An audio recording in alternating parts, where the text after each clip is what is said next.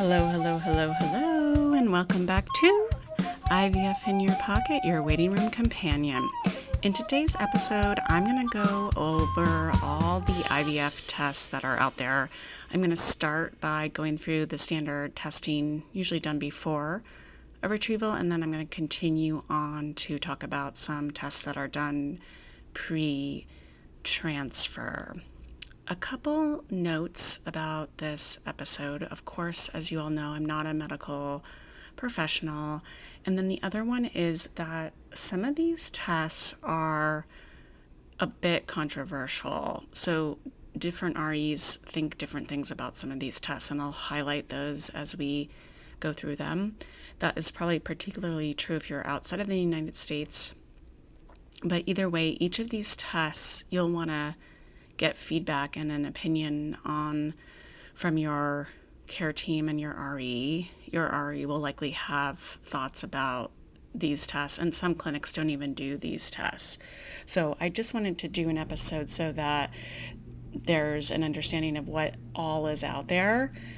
And then if anything is of particular interest to you and you hadn't heard of it, that's a good thing to talk to your care team about or do a little bit more research on.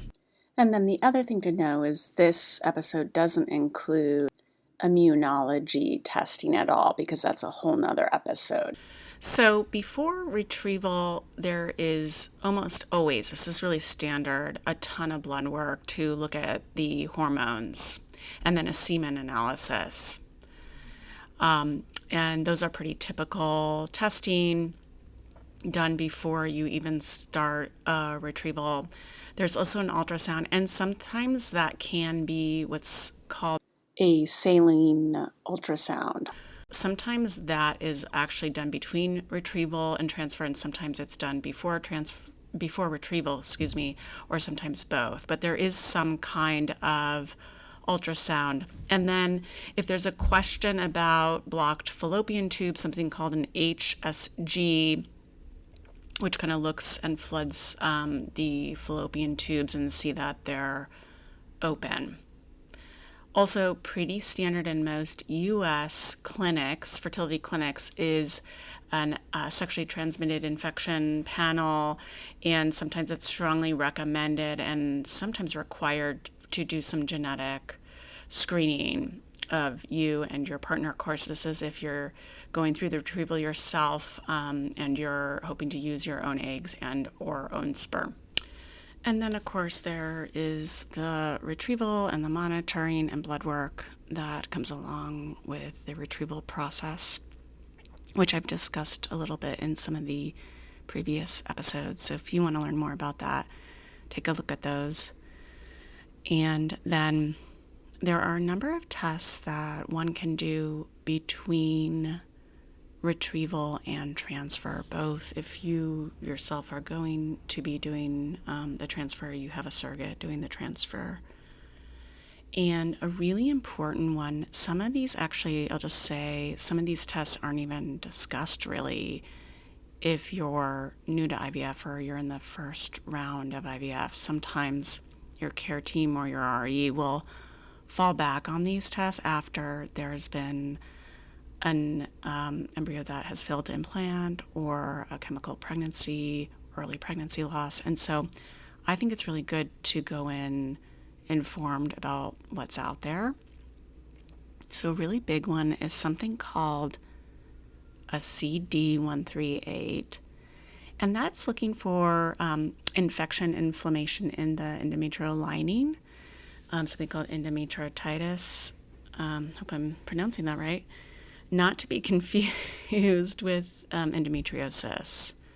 There is also really the most definitive test for endometriosis, where uterine lining can grow outside of the uterus and be very painful or not painful at all. You can be having endometriosis and not even know it.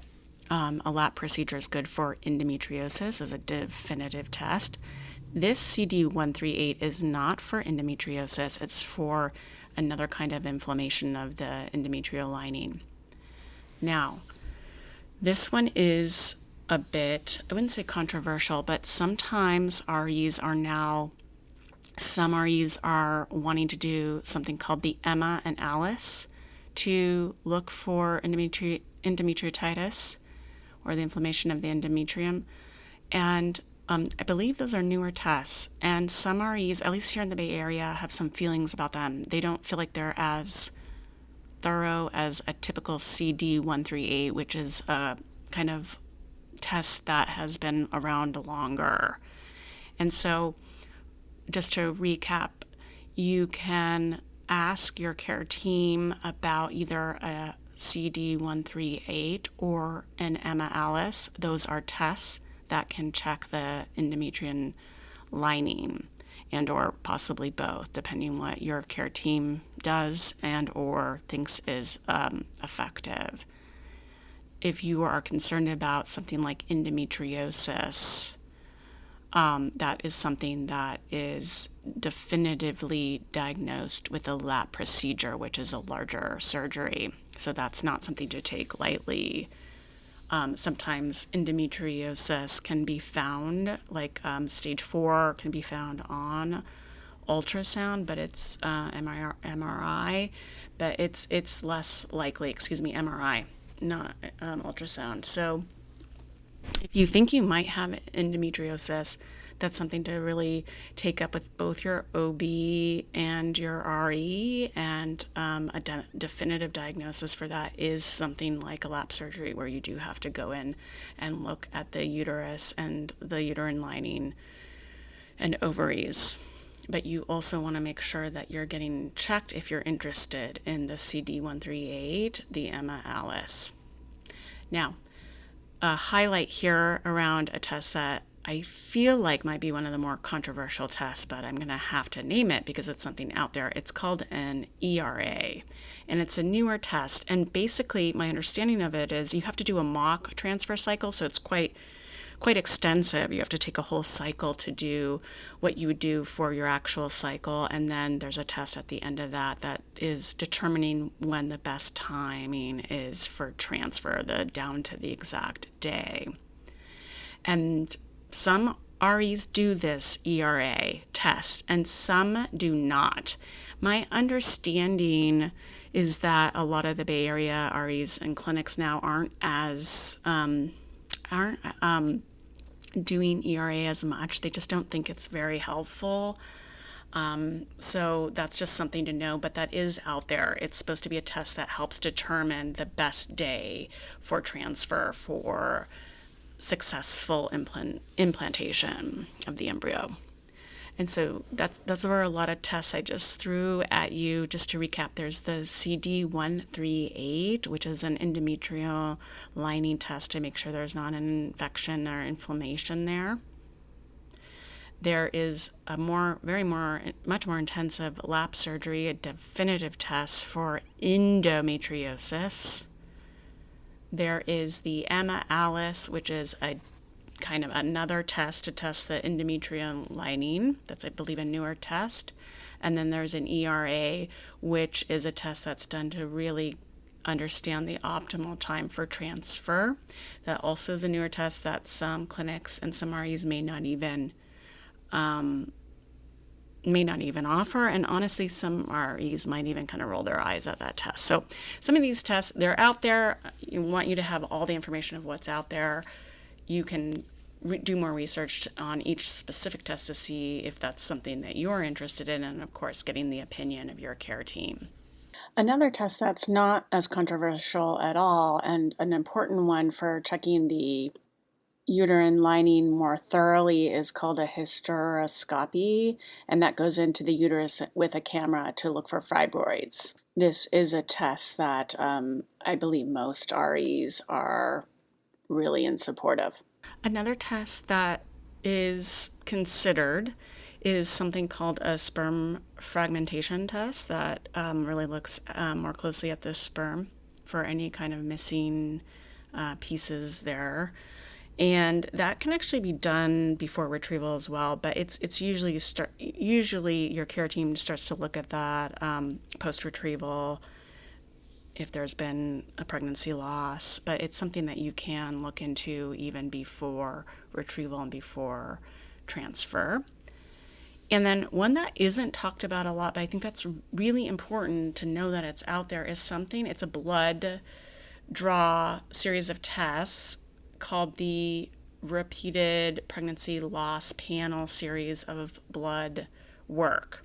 And it's for short called RPL tests. And this one is definitely usually run after there's been some kind of loss. Why it's run after loss, I don't know. And so I really want to put an asterisk next to these series of tests. I think there are like 3 or 4 that are testing like blood clotting. And they're just really important tests to know that's out there.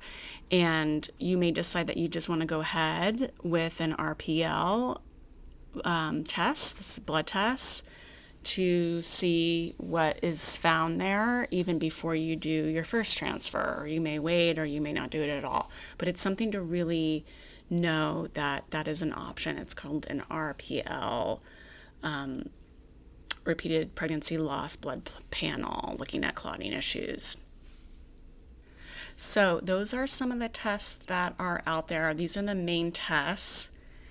Each of them are really important and good to do your own individual research on for yourself, and if you're on the journey with a partner, you and your partner, but also really important to take this information back to your care team and see what they say.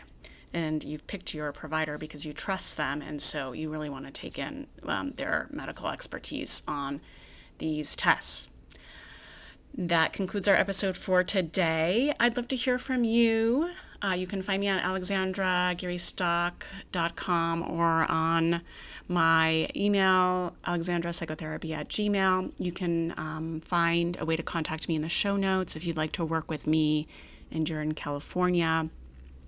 And I want to hear from you, anything I missed today. Like maybe there's a new test out there that I don't know about that people coming into my private practice office don't know about. I would love to hear what you know.